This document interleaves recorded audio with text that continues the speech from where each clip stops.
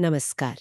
आज हम एक बहुत ही जानी पहचानी लेकिन गहरे अर्थों वाली तस्वीर पर बात करने जा रहे हैं। हाँ। अक्सर हिंदू धर्म में और खासकर गौड़ीय वैष्णव परंपरा में ये छवि दिखती है। बिल्कुल। एक दिव्य हस्ती है जो एक विशाल सर्प पर, वो जो एक ब्रह्मांडीय समुद्र है, उसमें लेटे हुए हैं। हाँ, और देखिए ये सिर्फ एक क्या कहते हैं सुंदर चित्र नहीं है। ये असल में गौड़ीय वैष्णव जो विचारधारा है उसमें सृष्टि की पूरी कहानी है, ईश्वर और दुनिया का रिश्ता, और यहाँ तक कि जीवन का जो अंतिम लक्ष्य है वो सब इसमें है। एक तरह से कहें तो पूरी फिलॉसफी का विजुअल मैप है ये। वाह! तो आज का हमारा इरादा यही है कि इस तस्वीर की परतों को खोलें, समझें कि इसके पीछे कौन से गहरे दार्शनिक सिद्धांत छिपे हैं। बिल्कुल। हम ये देखेंगे कि कैसे ये एक अकेली छवि सृष्टि की उत्पत्ति से लेकर उसके पालन, लय और यहाँ तक कि आध्यात्मिक मुक्ति के रास्ते को भी दिखाती है। बिल्कुल। और जो हमारी आज की बातचीत है उसका आधार क्या है? हाँ, तो हमने कुछ गौड़ीय वैष्णव ब्रह्मांड विज्ञान पर जो लेख हैं अच्छा, और कुछ नोट्स हैं उन पर आधारित है ये चर्चा। तो कोशिश करेंगे कि उन्हीं स्रोतों पर टिके रहें। बढ़िया। तो चलिए शुरू करते हैं इस तस्वीर के केंद्र से। ये लेटी हुई दिव्य आकृति, ये है कौन? देखिए ये जो आकृति है ये भगवान विष्णु का एक खास रूप है। विष्णु का रूप? हाँ, हालांकि गौड़ीय वैष्णव परंपरा में श्री कृष्ण को ही स्वयं भगवान, मतलब सभी अवतारों का मूल स्रोत माना जाता है। हाँ, ये तो है। पर सृष्टि के कार्य के लिए वो विष्णु रूप में विस्तार करते हैं। और यहाँ बात और भी सूक्ष्म हो जाती है। कैसे? सृष्टि रचना के संदर्भ में विष्णु के 3 मुख्य विस्तार हैं जिन्हें पुरुष अवतार कहते हैं। पुरुष अवतार? हाँ, महाविष्णु, गर्भोत्कशाई विष्णु और क्षीरोत्कशाई विष्णु। ओह, 3 विष्णु। ये तो थोड़ा जटिल लग रहा है। क्या तीनों इस तस्वीर में है या ये कोई एक ही है? नहीं, आमतौर पर इस तस्वीर में गर्भोदकशाई विष्णु दिखाए जाते हैं। और ये समझना जरूरी है कि क्यों? हाँ, बताइए। देखिए, सबसे पहले आते हैं महाविष्णु, ठीक। जिन्हें कारणोदकशाई विष्णु भी कहते हैं। वो वैकुंठ के नारायण से प्रकट होते हैं और वो बनाते हैं कारणार्णव, यानी कारण सागर, कॉजल ओशन जैसे कहते हैं। अच्छा, कारण सागर। हाँ, वे इसी सागर में अनंत शेषनाग पर लेटते हैं। फिर वे प्रकृति यानी भौतिक ऊर्जा पर एक दृष्टि डालते हैं। दृष्टि? हाँ, एक दिव्य दृष्टि, और उसी से अनगिनत ब्रह्मांडों के बीच पड़ते हैं और कहते हैं कि उनके रोम छिद्रों से बुलबुलों की तरह असंख्य ब्रह्मांड, मतलब ब्रह्मांड, निकलते हैं। अरे वाह! ब्रह्मांड रोम छिद्रों से बुलबुलों की तरह निकल रहे हैं। ये कल्पना ही मतलब अद्भुत है। हाँ, ये हुई पहली महासृष्टि। ठीक है, तो फिर गर्भोदकशाई विष्णु का क्या काम है, इस तस्वीर वाले विष्णु? हाँ, तो महाविष्णु द्वारा ये ब्रह्मांड रूपी अंडे या बुलबुले बनने के बाद गर्भोदकशाई विष्णु उनमें से हर एक के अंदर प्रवेश करते हैं। हर एक ब्रह्मांड? हर एक में। अंदर जब वो देखते हैं अंधेरा है, खालीपन है, तो वे अपने शरीर के पसीने से हर ब्रह्मांड के आधे हिस्से को जल से भर देते हैं। पसीने से? हाँ, इसी को कहते हैं गर्भोदक सागर। अच्छा, गर्भोदक सागर। और वे इसी सागर में फिर से अनंत शेष पर लेट जाते हैं। फिर से शेषनाग पर? हाँ, अब आता है वो हिस्सा जो इस तस्वीर की पहचान है। उनकी नाभि से एक कमलनाल उगता है। हाँ, वो कमल। और उस कमल पर ब्रह्मा जी प्रकट होते हैं, जो उस विशेष ब्रह्मांड के निर्माता बनते हैं। ओह, तो ये कमल एक सुराग है? बिल्कुल।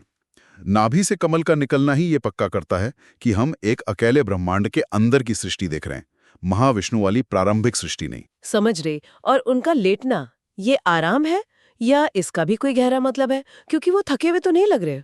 नहीं नहीं, बिल्कुल नहीं। ये कोई साधारण नींद या मतलब निष्क्रियता नहीं है। इसे कहते हैं योग निद्रा। योग निद्रा? हाँ, एक दिव्य सचेत निद्रा। ये एक बहुत ही सक्रिय, उद्देश्यपूर्ण, रचनात्मक चिंतन की अवस्था है। चिंतन की अवस्था? हाँ, एक दिलचस्प विचार ये भी है कि पूरी ब्रह्मांडीय सृष्टि महाविष्णु का एक स्वप्न है और हम जैसे जीव उस स्वप्न के पात्र हैं। स्वप्न? तो क्या ये दुनिया असली नहीं है? नहीं नहीं, ऐसा नहीं। इसका मतलब ये नहीं कि दुनिया झूठी है या असत्य है। ये वास्तविक है क्योंकि हम इसका अनुभव कर रहे हैं, है ना? हाँ, वो तो है। लेकिन ये एक तरह से सर्वोच्च चेतना के भीतर एक अस्थायी, उद्देश्यपूर्ण अभिव्यक्ति है। तो लेटी हुई आकृति ईश्वर की निष्क्रियता नहीं दिखाती, बल्कि बल्कि उनकी सर्वव्यापकता और सृष्टि के स्रोत होने का प्रतीक है। वो सिर्फ दूर बैठे निर्माता नहीं है, वो सृष्टि के कण-कण में है और उसका आधार भी है। और जिस सर्प पर वे लेटे हैं वो भी कोई साधारण सर्प नहीं लगता, अनंत शेष है ना? उनका क्या महत्व है? हाँ, वो है अनंत शेष और उनका दार्शनिक महत्व बहुत गहरा है। देखिए, नाम में ही अर्थ छिपा है। अनंत मतलब जिसका अंत ना हो। हाँ, और शेष मतलब जो बाकी रह जाए। बाकी रह जाए मतलब वे वो शाश्वत तत्व हैं जो ब्रह्मांड के बनने और मिटने के चक्रों के बाद भी हमेशा बने रहते हैं। हर सृष्टि और प्रलय के बीच वो स्थिर रहते हैं। अच्छा, वे स्वयं भगवान के ही विस्तार हैं और अनंतता, नित्यता और ब्रह्मांड के जो मूलभूत आधार हैं उसके प्रतीक हैं। तो वो सिर्फ एक आसन या बिस्तर नहीं है, उनकी भूमिका और भी बढ़ी हुई। बिल्कुल बिल्कुल। वे कारणार्णव और गर्भोदक सागर दोनों में विष्णु के आसन बनते हैं। उनके जो हजारों फन हैं वो भगवान के ऊपर एक सुरक्षात्मक छत्र की तरह तने रहते हैं। हाँ, तस्वीरों में दिखता है। कहा जाता है कि वे अपने विशाल कुंडलों पर ग्रहों को और कुछ व्याख्याओं में तो अनगिनत ब्रह्मांडों को भी धारण करते हैं। सच में? हाँ, ये उनकी अपार शक्ति और ब्रह्मांडीय व्यवस्था बनाए रखने में उनकी जो सक्रिय भूमिका है वो दिखाता है। वो कोई निष्क्रिय दर्शक नहीं है, वो सिस्टम का एक अनिवार्य हिस्सा है। यहाँ तक कि ब्रह्मा और शिव जैसे देवता भी उनका आदर करते हैं। यहाँ एक बड़ा दिलचस्प विरोधाभास सा दिखता है, नहीं? कैसा? कि ये बदलती हुई अस्थायी दुनिया, जिसे कभी-कभी भ्रामक भी कहा जाता है, हाँ, वो एक शाश्वत न बदलने वाले आधार पर टिकी है। एकदम सही कहा। और यही इस तस्वीर का गहरा दार्शनिक संदेश है। क्या? ये दिखाती है कि भौतिक अस्तित्व अपनी सारी अस्थिरता और अलग होने के भ्रम के बावजूद जड़ रूप से एक शाश्वत और दिव्य वास्तविकता में ही स्थित है, उसी पर टिका है। भौतिक दुनिया का ये स्वप्न, अगर इसे कहें, तो ये एक अपरिवर्तनीय दिव्य नींव पर ही आधारित है। दोनों अविभाज्य हैं। अब बात करते हैं उस पानी की जिसमें ये सब हो रहा है। आपने कारणार्णव और गर्भोदक सागर का जिक्र किया। हाँ, क्या ये वही पानी है जो तस्वीर में दिखता है? आमतौर पर तस्वीर में दिखने वाला पानी गर्भोदक सागर होता है, जो हर ब्रह्मांड के अंदर है और गर्भोदकशाही विष्णु के पसीने से बना है, जैसा मैंने बताया। हाँ, लेकिन इसका जो स्रोत है, कारणार्णव यानी कॉजल ओशन, वो और भी बुनियादी है। अच्छा। वो आध्यात्मिक और भौतिक जगत के बीच की सीमा है। एक तरह से उसका जल पूरी तरह आध्यात्मिक माना जाता है। आध्यात्मिक जल? हाँ, क्योंकि वो सीधे महाविष्णु के शरीर से उत्पन्न हुआ है। यहाँ तक कि जो पवित्र गंगा नदी हैं, हाँ, उनका आध्यात्मिक स्रोत भी इसी सागर में बताया गया है। तभी गंगा इतनी पवित्र मानी जाती है। ये बात तो बहुत महत्वपूर्ण है कि भौतिक दुनिया का स्रोत आध्यात्मिक है। इसका मतलब क्या हुआ हमारी समझ के लिए? ये एक, आप कह सकते हैं, क्रांतिकारी दार्शनिक बिंदु है। ये बताता है कि भौतिक दुनिया का मूल स्रोत कोई भौतिक चीज नहीं, बल्कि दिव्य चेतना का ही विस्तार है। ये आत्मा और पदार्थ को पूरी तरह अलग मानने वाली जो सोच है, मतलब कठोर द्वैतवाद, उसको चुनौती देता है। अच्छा। ओ। तो सृष्टि के स्रोत के रूप में इस आध्यात्मिक महासागर की उपस्थिति दिव्य और सांसारिक के बीच एक गहरा, मतलब कारण कार्य संबंध स्थापित करती है। सब कुछ अपने मूल में दिव्य ऊर्जा ही है। अद्भुत। वैसे एक और सागर का जिक्र आता है, क्षीर सागर, यानी दूध का सागर। हाँ, सुना है, समुद्र मंथन वाला। बिल्कुल। ये गर्भोदक सागर के भीतर ही एक विशेष स्थान है। यहीं पर क्षीरोदक्षाई विष्णु निवास करते हैं। तीसरे वाले विष्णु? हाँ, जो परमात्मा के रूप में हर जीव के हृदय में वास करते हैं। और समुद्र मंथन जैसी लीलाएं भी यहीं हुई थी। ठीक है, तो विष्णु योग निद्रा में है, शेषनाग आधार है और सागर आध्यात्मिक स्रोत है। लेकिन सृष्टि होती कैसे है? क्या विष्णु सीधे सब कुछ बना देते हैं या कोई प्रक्रिया है? हाँ, प्रक्रिया है। श्रीमद् भागवतम में एक 2 स्तरीय सृष्टि प्रक्रिया बताई गई है और ये तस्वीर उसी की ओर इशारा करती है। 2 स्तरीय? हाँ, पहली है प्राथमिक सृष्टि, जिसे सर्ग कहते हैं। ये महाविष्णु करते हैं। ये कोई हाथ से बनाने वाली क्रिया नहीं है, बल्कि सूक्ष्म है। भगवान अपनी दिव्य दृष्टि से प्रकृति पर नजर डालकर उन सभी सूक्ष्म तत्वों, रूपों, संभावनाओं को रचते हैं। अच्छा। जो भविष्य में अनगिनत ब्रह्मांडों में प्रकट होंगे। इसे आप ब्रह्मांड के लिए एक दिव्य ब्लूप्रिंट या वैचारिक खाका कह सकते हैं। एक ब्लूप्रिंट। और फिर इस ब्लूप्रिंट को असलियत में कौन बदलता है? ग्रह, तारे, जीव जंतु, ये सब? ये काम कहलाता है द्वितीयक सृष्टि या विसर्ग, और ये जिम्मेदारी सौंपी गई है ब्रह्मा जी को। कमल पर बैठे ब्रह्मा जी को? बिल्कुल। जैसा हमने देखा, ब्रह्मा जी गर्भोत्कर्षाई विष्णु की नाभि से निकले कमल पर जन्म लेते हैं। उन्हें ब्रह्मांड का मुख्य अभियंता या इंजीनियर कहा जाता है। इंजीनियर? हाँ, एक तरह से। वे महाविष्णु द्वारा कल्पित सूक्ष्म तत्वों को लेते हैं और उन्हें स्थूल यानी भौतिक रूप देते हैं।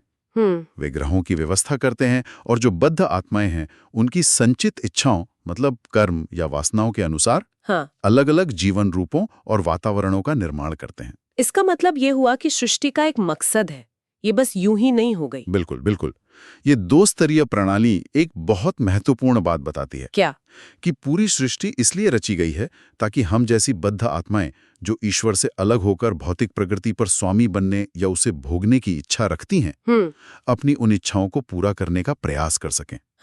विष्णु की नाभि से ब्रह्मा का निकलना इसी उद्देश्यपूर्ण हस्तांतरण को दिखाता है, रचनात्मक शक्ति का। तो ब्रह्मांड एक मंच जैसा हुआ। हाँ, आत्मा के लिए एक मंच है, एक अस्थायी खेल का मैदान जहां वो अपनी स्वतंत्र इच्छा का प्रयोग कर सके। और उम्मीद यह है कि अपने अनुभवों से सीखकर अंततः वो वैकुंठ में अपने असली शाश्वत घर वापस जाने का रास्ता खोज ले। और यही वो महाविष्णु के दिव्य स्वप्न वाली बात फिर प्रासंगिक हो जाती है। कैसे? दुनिया झूठी नहीं है क्योंकि हम इसे अनुभव कर रहे हैं, लेकिन ये भ्रामक जरूर है। भ्रामक? हाँ, क्योंकि ये अस्थायी है और आत्मा को अपनी असली आध्यात्मिक पहचान भुलाकर काल्पनिक भूमिकाओं में फंसा देती है। लेकिन ये भ्रम भी एक उद्देश्य पूरा करता है। क्या उद्देश्य? ये आत्मा को अपनी इच्छाएं पूरी करने का मौका देता है और साथ ही अनुभवों के जरिए सीखने और वापस लौटने का रास्ता भी दिखाता है। तो पूरी प्रक्रिया दिव्य संकल्पना से लेकर हमारे भौतिक अनुभव तक आत्मा के परम कल्याण के लिए एक दयालु और उद्देश्यपूर्ण व्यवस्था है। वाकई कमाल है। ये तस्वीर तो जैसे एक पूरी कहानी कह रही है। आपने रंगों का जिक्र किया था पहले, नीला और पीला। हाँ, क्या इनका भी कोई खास मतलब है? हाँ बिल्कुल, ये पूरी रचना प्रतीकों से भरी है। रंग बहुत महत्वपूर्ण है। देखिए, विष्णु और उनके अवतार जैसे कृष्ण, उनको हमेशा नीली त्वचा के साथ दिखाया जाता है। हाँ, नीला रंग। नीला रंग अनंतता का प्रतीक है, विशालता का, जैसे आकाश, महासागर। ये वीरता, पौरुष, गंभीरता जैसे दिव्य गुणों को भी दर्शाता है। तो लेटी हुई आकृति का नीला रंग उनकी अनंत प्रकृति और ब्रह्मांड के पालक और रक्षक होने की भूमिका को जाहिर करता है। और उनके पीले वस्त्र, वो भी दिखते हैं अक्सर। हाँ, पीला रंग। पीला रंग ज्ञान, शिक्षा और पवित्रता का प्रतीक है।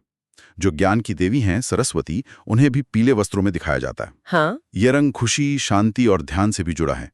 तो विष्णु के पीले वस्त्र ये बताते हैं कि वे ही सारे ज्ञान के परम स्रोत हैं। और कमल का फूल, वो तो बहुत प्रमुख है, नाभि से निकल रहा है, ब्रह्मा जी उस पर है। इसका क्या महत्व है? कमल एक और गहरा बहुस्तरीय प्रतीक है। देखिए, वो कीचड़ में उगता है पर बेदाग रहता है ना? हाँ, बिल्कुल। तो वो पवित्रता, सुंदरता और आध्यात्मिक उत्थान का प्रतीक है। गर्भोत्कर्षाई विष्णु की नाभि से निकलना सृष्टि की शुरुआत और ब्रह्मा के जन्म का प्रतीक है। ये दिखाता है कि ब्रह्मांड की उत्पत्ति दिव्य स्रोत से हुई है। और एक दिलचस्प बात यह भी है कि आध्यात्मिक जगत, वैकुंठ के निवासियों की आंखें भी कमल जैसी बताई गई हैं। अच्छा। हाँ, ये आत्मा के भौतिक स्रोत और आध्यात्मिक मंजिल के बीच एक सुंदर जुड़ाव बनाता है। तो कमल इस संदर्भ में भौतिक दुनिया के भीतर दिव्य उपस्थिति का प्रतीक बन जाता है। तो संक्षेप में अगर देखें, लेटे हुए विष्णु योग निद्रा में सृष्टि का चिंतन कर रहे हैं। हाँ। अनंत शेष शाश्वत आधार है। बिल्कुल। नाभि से निकला कमल सृष्टि का उद्गम है। सही। ब्रह्मांडीय सागर आध्यात्मिक स्रोत है। हाँ। नीला रंग अनंतता, पीले वस्त्र ज्ञान, और कमल पर ब्रह्मा सृष्टि के इंजीनियर है। पूरी की पूरी कॉस्मोलॉजी एक तस्वीर में। बिल्कुल, हर तत्व का अपना स्थान और गहरा अर्थ है। पर क्या ये सब सिर्फ पुरानी बातें हैं, मतलब प्राचीन दर्शन, या आज के दौर में भी इनकी कोई जगह है, कोई प्रासंगिकता है? नहीं, ये सिद्धांत सिर्फ इतिहास की किताबों में नहीं है, ये आज भी जीवित हैं। और इसका एक बहुत बड़ा उदाहरण है पश्चिम बंगाल के मायापुर में बन रहा है एक विशाल मंदिर। मायापुर में? कौन सा मंदिर? वैदिक तारामंडल मंदिर, टेम्पल ऑफ द वैदिक प्लैनेटेरियम, जिसे TOVP कहते हैं। TOVP? हाँ, ये इस्कॉन का वैश्विक मुख्यालय भी है। और इस मंदिर को खास तौर पर इसी ब्रह्मांडी दृष्टि को, जो हमने चर्चा की, उसे साकार करने के लिए बनाया जा रहा है। ये इस्कॉन के संस्थापक श्रील प्रभुपाद की परिकल्पना थी। अच्छा, तो इस मंदिर में ऐसा क्या खास होगा जो इस तस्वीर से जुड़ता है? देखिए, इसका मुख्य आकर्षण होगा एक विशाल झूलता हुआ कॉस्मिक शैंडलियर, कॉस्मिक शैंडिलियर। हाँ, ये असल में ब्रह्मांड का एक चलता फिरता 3D मॉडल होगा। 3D model. हाँ, ये श्रीमद् भागवतम के 5वें स्कंद में जो सटीक गणितीय विवरण दिए गए हैं, उनके अनुसार ग्रहों की व्यवस्था, उनके घूमने के रास्ते, ग्रहण, चंद्रमा के चरण, ये सब दिखाएगा। ये सिर्फ एक वैज्ञानिक प्लैनेटेरियम जैसा नहीं होगा। तो क्या होगा? ये एक आध्यात्मिक स्मारक होगा जो वैदिक ब्रह्मांड विज्ञान को प्रस्तुत करेगा, बहुत ही भव्य तरीके से। पर इसका मकसद क्या है? सिर्फ एक भव्य मॉडल दिखाना या कुछ और? नहीं, इसका उद्देश्य कहीं ज्यादा गहरा और कह सकते हैं रणनीतिक है। रणनीतिक कैसे? ये आध्यात्मिक प्रचार का एक तरीका है। इरादा आधुनिक विज्ञान के जो तारामंडल हैं उनसे कोई मुकाबला करना नहीं है, तो फिर?